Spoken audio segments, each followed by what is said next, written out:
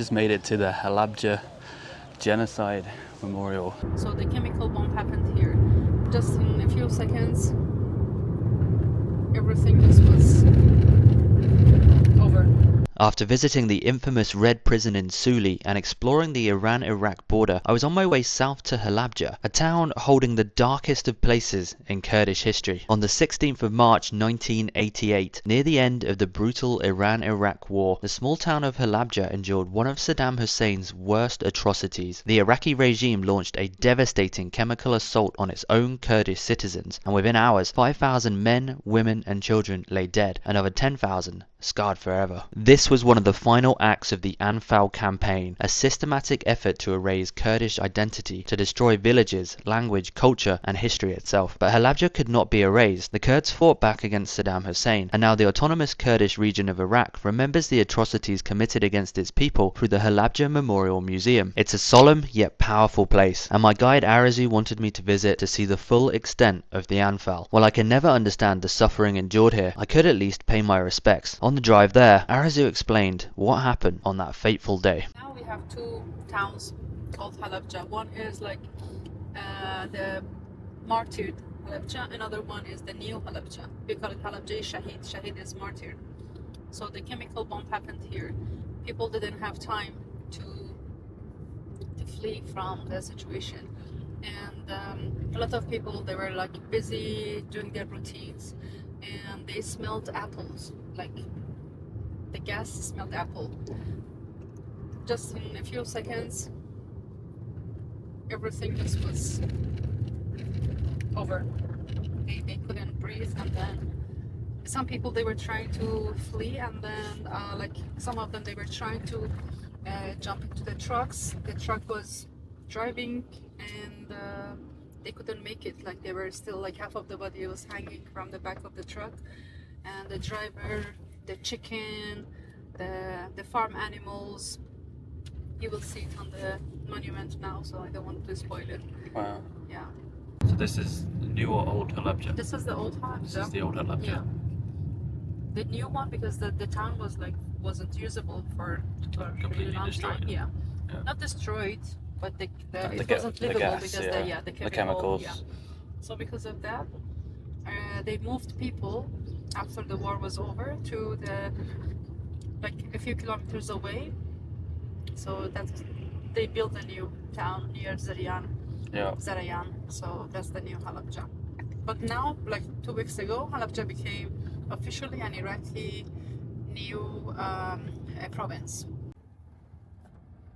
It happened in 1988.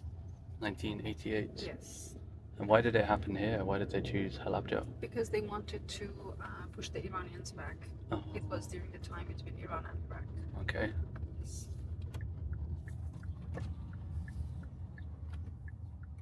So we just made it to the Halabja Genocide Memorial. This thing behind me, this piece of intriguing architecture. And this is to remember all the victims of the Halabja genocide, the attack made by the Ba'athist forces of Saddam Hussein on this town, this city that we're in now. So in 1988, in the late 80s, Saddam Hussein's planes and armed forces just tried to destroy this Halabja, and they dropped chemical weapons, mustard gas, and all sorts of horrendous things.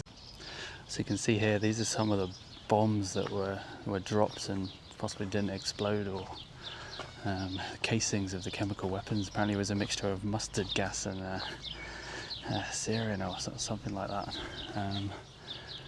And they tried to flee in vehicles like this. This is one of the original vehicles that was caught in the attack, and they've preserved it as like a memorial.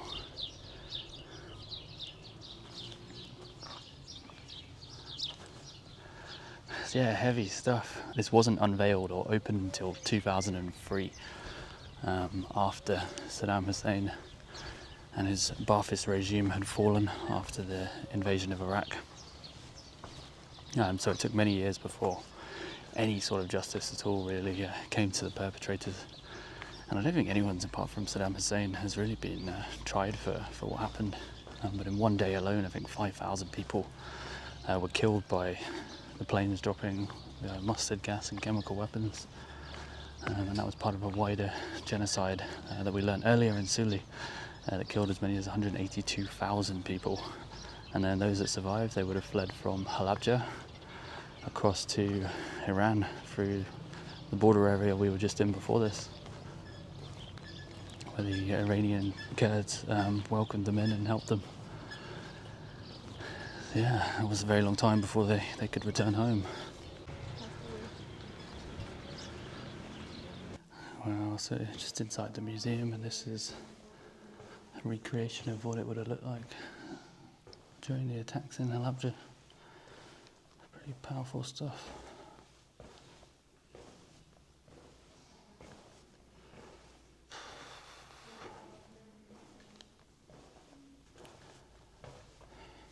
Well, this is the inside of the memorial.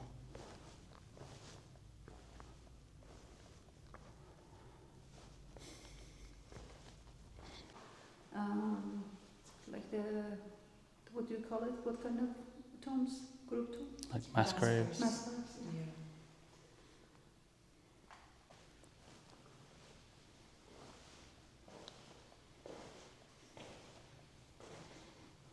So yeah, when you come to places like Halabja and see the memorials like this and learn what happened, you start to understand why the Kurds want their own country, why they want to be independent from Iraq or Syria or Iran or Turkey, because they have been, they've been persecuted a lot.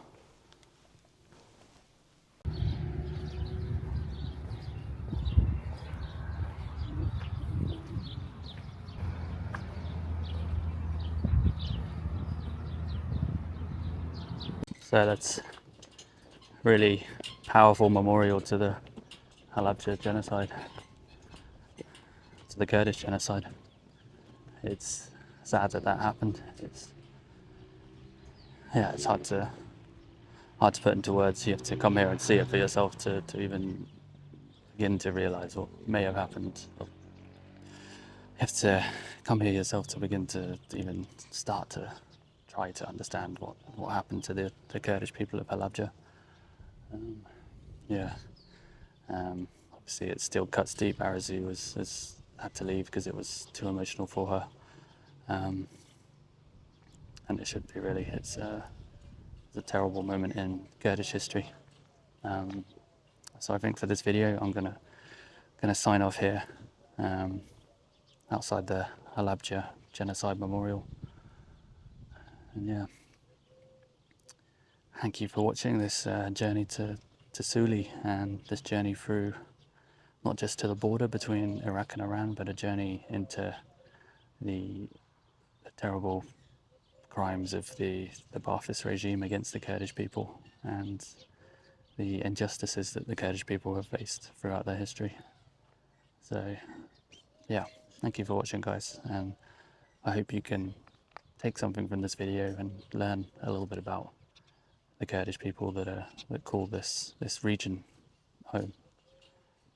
After my visit to Halabja, I had more time to ponder what I'd seen. Initially, the Iraqi regime had blamed Iran for the attack, spreading disinformation to deflect responsibility. The international community, focused on the Iran-Iraq war, largely turned away. No meaningful intervention followed until the Gulf War. After Saddam's fall in 2003, Kurdish authorities began documenting evidence of the Anfal campaign. In 2007, the Iraqi High Tribunal found Ali Hassan al-Majid, otherwise known as Chemical Ali, and several other senior Ba'athist officials guilty of genocide and crimes against humanity. Chemical Ali was executed in 2010. The attack on Halabja is now internationally recognized as an act of genocide, though survivors still seek reparations and justice. Halabja was also the last stop on my journey through Kurdistan, and as we passed through soaring mountain passes on our way back to Erbil, I finally understood the beauty of this land. It's a land scarred by war, its people displaced all over the world, but it's the courage and determination, the resilience of all the people I'd met along the way that made me understand just how unique this country is. The Kurds remain the largest ethnic group in the world without a nation state, but Kurdistan is more than that. It's a place of surprising diversity, where people speak multiple languages, practice ancient religions, and show nothing but hospitality to outsiders who come there with a willingness to learn about their culture and history. The Kurds have endured countless betrayals and attempted genocides throughout their history, but it's also the Kurds who held the front lines against ISIS when others failed. We owe the Kurdish people a lot, and my great hope is that someday the rest of the world recognizes that. Until then,